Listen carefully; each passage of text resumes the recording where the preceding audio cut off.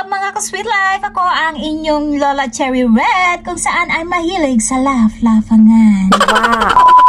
Narinig nyo na ba o natikman yung pork floss mga ka-sweet life? Pues kung hindi pa, ito yung ituturo ko sa inyo ngayon at kung paano siya gawin. At ito ay natikman ko lang din sa China na siyang naging paborito ko. Kaya naman gagawa tayo ulit. So ito guys yung baboy natin. Ang gagawin lang natin ay hiwain lang natin. Magluluto tayo guys ng nilaga. Kinukuha natin yung buto. Ayan. So ito guys yung ating paglalagaan. Nilagyan natin siya ng star anise dahil kinuha natin yung buto. And then ito yung mga karne natin na hinugasan muna natin bago natin siya hiniwa-hiwa. Para yung katas niya kasi guys ay hindi masayang. Kasi nakikita ko yung iba, hinihiwa na muna bago siya huhugasan. Kasi yung ano niyan, katas niyan guys, yun yung nagpapasarap. Kinakailangan muna talaga natin ilaga yung karne. So para hindi siya masayang guys, ay magsasabay na ako ng nilaga. Ito naman yung baboy na pang nilaga natin. So walang taba yung binibili ng asawa ko. At maglalagay din tayo ng sibuyas. Yung timpla niya pang nilaga din talaga guys. Tapos maglalagay lang tayo ng salt and pepper, Ajinomoto. Lalagay din tayo ng konting asin kasi yung salt and pepper natin ay hindi masyado marami dahil aanghang. Pressure cooker lang natin siya sa loob ng 30 minutes. So ayan guys, dahil nagnilaga tayo, mangunguha tayo ng pechay. So kamag-anak din siya ng pechay. At kung titikman natin siya, lasang-lasang pechay. Maganda to sa gulay na to guys, tingnan nyo, ang hahaba, di ba? Masarap siyang kainin kasi hindi kayo mauumay. So ayan guys, ganyan kadami yung na-harvest natin na pechay. Kababa niya, ang gagawin natin ay aalisin lang natin yung karne natin. Hihiwalay lang natin yung ating karne bago natin siya isasangag.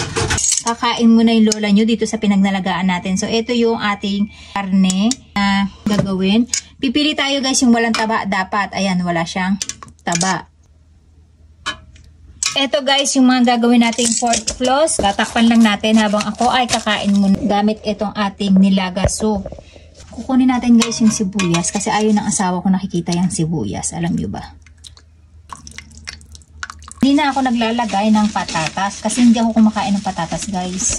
Ang nilalagay ko, kamote pag naglinilaga ako. So, itong ating repolyo. Lalagay din natin. Sibuyas natin na scallion. Ayan, dahon lang siya na scallion. Masarap yan kapag may ganyan. Tapos, saka natin ilalagay guys yung ating pechay.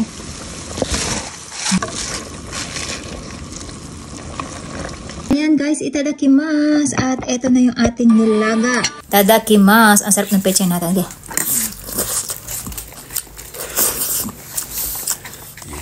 One eternity later. So, ito na guys yung nilaga natin na baboy. Ang susunod natin ay ilalagay lang natin siya sa isang plastic. Ito yung guys na kailangan natin siyang madurog. Ngayon kung may dikdikan kayo, pwede nyo siyang gamitan ng pandikdik. Yan yung para maghiwa-hiwala yung kanyang karne at mas madali natin siyang masangag. Ayan. Itsura niya guys, ganyan na oh. Hiwa-hiwalay na, makita nyo.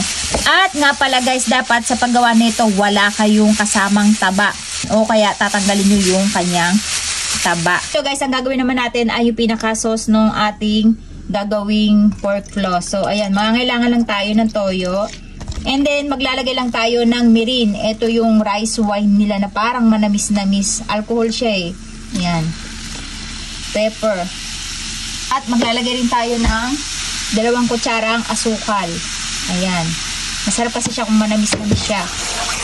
And then guys, ilalagay natin tong ating pork broth. Ito yung pinaglagaan natin ng nilaga na sinala natin. Guys, kailangan ay wala siyang buo-buo na gulay o sibuyas. Sinala natin siya. So, ganyan ang kalalabasan niya guys, yung ating pinakasup. Tama lang yung alat niya guys. Napakasarap ng amoy nung ating star anise. Pwede siyang gawing ramen. So, next time gagawa tayo ng ramen. Mag-i-start na tayong magsangag. Ang kailangan natin kawali ay yung medyo makapal. Huwag kayong gagamit ng kawali na napakanipis kasi madaling masusunog ang inyong isasangag na pork floss. So, ang gagawin lang natin guys ay ilalagay lang natin itong ating baboy. Ayan. Ibubuhos lang natin itong ating ginawang sabaw kanina. Para ma-absorb niya guys yung lasa ng ating ginawang mina. Ayan, so sinabaw natin siya guys. At ang apoy nyo dito guys, mahina na mahina lang, hindi malakas ha. So ayan, kung makikita nyo, medyo buo-buo pa siya. Pero huwag kayong mag-alala kasi habang sinasangag natin yan, ito guys yung star anise na nadurog, hindi siya insekto ha. Baka may baka merong hindi makapanood ng una ay in-skip, akala may insekto. So ang gagawin nyo lang, ayan, isasangag lang natin siya na dahan-dahan. Hindi pa natin binuhos lahat ng sweet yung ginawa natin. Kulang. So ibuhos pa natin yung bang. Kailangan ma-absorb niya tong lasa ng ating syrup na ginawa. Buo-buo pa yung karne natin kanina kasi malamig. Dahil kinabukasan ko pa siya nagawa. Dahil umalis kami nila Papa. Kaya nakikita nyo, nag-start na siya mag-separate kasi lumalambot na yung ating karne. Ang pinakamahirap na part dito guys, yan, yung unti-unti mo siyang sinasangag. Kasi mahina lang yung apoy, so matagal maluto. Yan. Kailangan ipa-absorb natin yung ginawa nating sabaw kanina. Napakabango guys nung star anise. Pag natikman nyo to guys, hindi nyo makakalimutan si Cherry Red. Kung saan ay hindi nakipaglaplapan. Kundi, tinuruan kayo paano maglaplapangan. At pag gagamit kayo guys ng kawali, dapat ang gagamitin yung kawali ay yung kawali na hindi siya naninikip. Kinakailangan lang natin guys ay unti-unti natin siyang i-dry. Makikita nyo guys, unti-unti na siya nadadry. At habang dinadry nyo siya, dapat ay napapaghiwa-hiwalay nyo siya.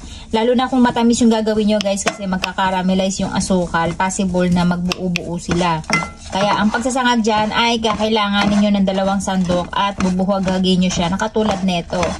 Ayan, yan yung para sumingaw yung kanyang excess na tubig kanina at madry natin siya ng husto. Ayan. Siguro guys, aabutin kayo dito ng 30 minutes to 40 minutes kapag ka nagsasangag kayo kasi mahinang apoy lang siya. Madali siyang masusunog kapag ka malakas yung apoy nyo. Kaya kailangan ay mahina lang. Ayan, unti-unti nyo na siya nakikita na para siya nagpa-powder kasi natutuyo na siya. Pagka marami kayong gagawin, kailangan nyo ng malaking kawali. Kasi magbo-volume to guys ng 2 times. Guys, kung nakikita nyo, dumami na siya, diba? Kasi unti-unti na siyang natutuyo. Kumbaga, nabubuhaghag na yung ating mga floss. Ayan. Ang itsura niyan guys, depende yan sa magiging timpla nyo ng inyong syrup. Kung marami siyang toyo, magiging dark brown yung kanyang kulay. At kapag gusto nyo na mas matamis, ang mangyayari dyan ay mas matigas ang pagkakagawa nyo sa kanya kasi nga parang magkikindi yung baboy nyo. Ayan, katulad nyan. So, ito malapit-lapit na. So, gagawin lang natin guys, papalamigin lang natin siya at tanggalin natin sa kawali. Isasali na natin siya dito para mag-cool down siya. Kasi pag nandito siya sa kawali, possible na mainitan pa siya at sunog yung kanyang ilalim.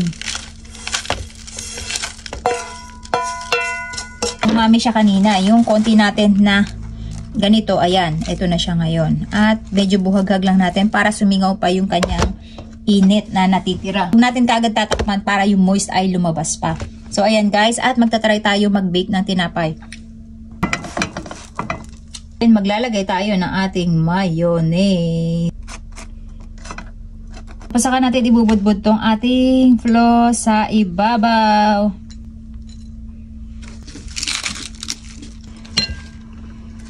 Guys, pwede rin siyang pan-topping sa inyong mga salad para hindi boring. So, ayan guys, yung ating breakfast kung saan ay napakakulay ng ating mga gulay with toppings ng ating pork floss. Fresh na fresh from garden. Ito na guys, yung ating breakfast. Napakaganda niyan tingnan, diba? Itadakimasu, titikman natin kung ano ang lasa ng ating ginawa na pork floss. Actually, natikman ko na to. Kaya lang, syempre, para maparating ko sa inyo kung ano ang lasa ng kinakain natin. Itadakimasu!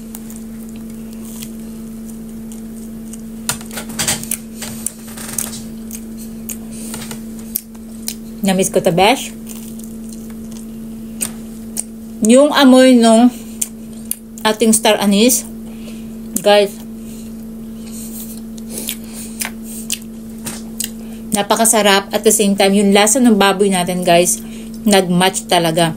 Yung tamis niya, yung alat niya, tamang-tama lang. Pero yung star anise talaga na aroma, yun talaga yung nagpapasarap sa kanya.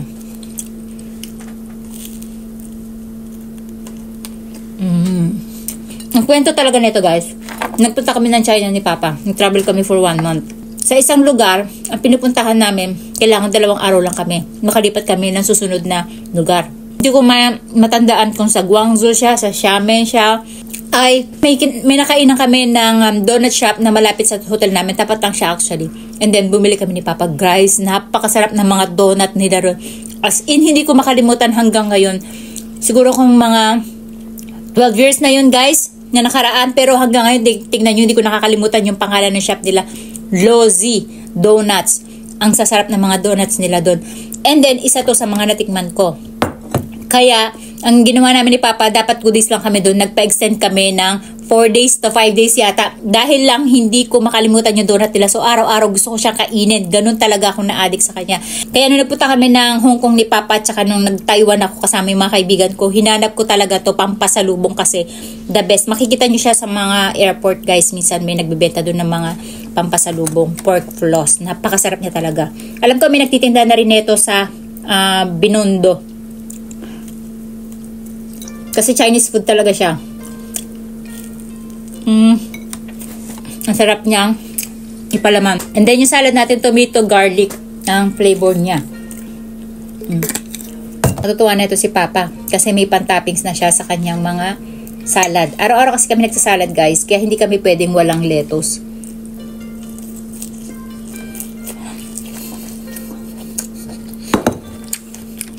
Grabe sa sarap. Yung ating floss. Bagay siya dito sa ating gulay kasi guys, dry siya. And then, may pagka-crunchy na rin siya. Para siyang bacon na tinusta. Ganun yung lasa niya. At yung aroma ng star anise natin talaga napakasarap. Sarap ng salad natin.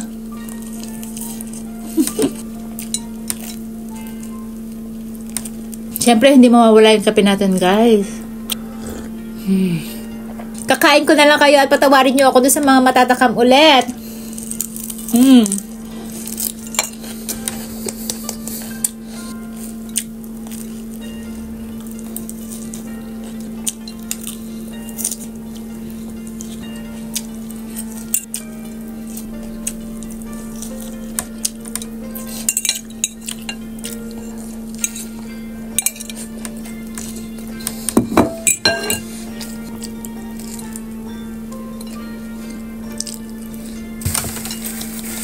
Hindi siya masyadong masarap guys. Obvious ba?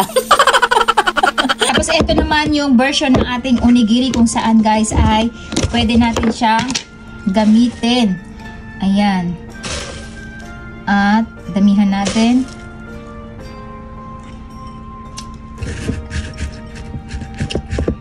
Add lang kayo ng konting asin. Ayan. So ito pwede na siyang pampaon ni Ate Ask. Ang gagawin lang natin ay imomold natin siya dito sa ating gawaan ng onigiri. Tapos tatakpan lang natin. At ang maganda dito sa molder natin guys, meron siyang bilog dito. Kaya yung part na yan ay pwede nyo pa siyang lagyan na. Ayan.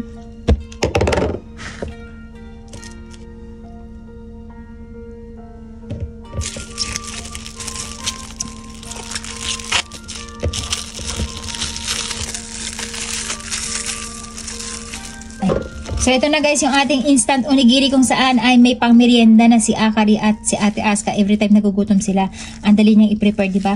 Pwede rin pambaon ng inyong asawa at anak. That's it guys!